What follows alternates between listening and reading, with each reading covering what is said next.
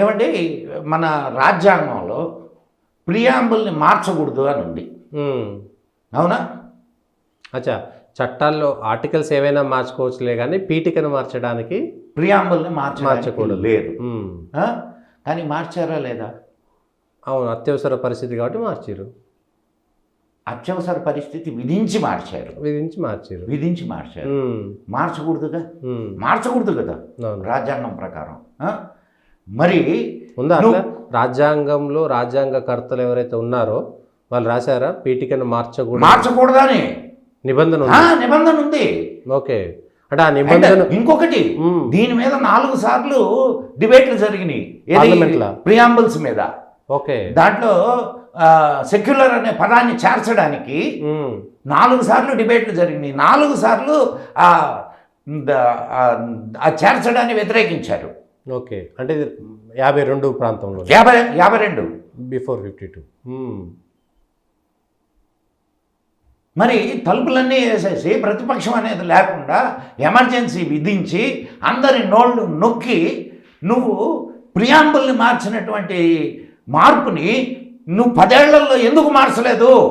నిన్న పార్లమెంట్లో మాట్లాడారా? ఏది హిందువులు హింసావాదులని, హిందువుల సంగతి అట్ట పక్కన పెట్టండి. ఏది ఎమర్జెన్సీలో జరిగిన దీని గురించి నిన్న పార్లమెంట్లో మోడీ గారు మాట్లాడారు. మరి ఆ ప్రియాంబుల్ని ఎందుకు సవరించలా? అవును, ఫుల్ మెజారిటీ వచ్చింది, సవరించాలి. 1991 ప్లేసెస్ ఆఫ్ వర్షిప్ యాక్ట్ మన అవును పివి నరసింహరావు గారు తీసుకొని వచ్చింది. అవును, అంటే కోర్టు అడిగింది, సుప్రీం కోర్టు ప్రభుత్వాన్ని అడిగింది ఏది దీని విషయం ఏందని, నోరెత్తలా. ఎందుకు దాన్ని తొలగించలా? రైట్,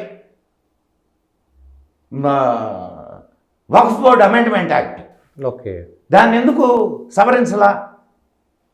రైట్, ఇది కూడా తీసేద్దాం. సరే, అది ముస్లింలకు సంబంధించిన ఇష్యూ.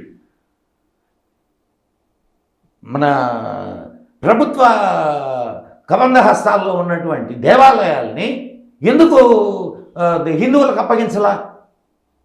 దేశవ్యాప్తంగా రాష్ట్రాల చేతిలోనే కదా, రాష్ట్రాలకు సంబంధించింది కదా. నువ్వు అక్కడ నిర్ణయం తీసుకొని ఇచ్చేస్తే రాష్ట్రాలకు ఏమన్నా. ఈరోజు నిన్నటిదాకా మన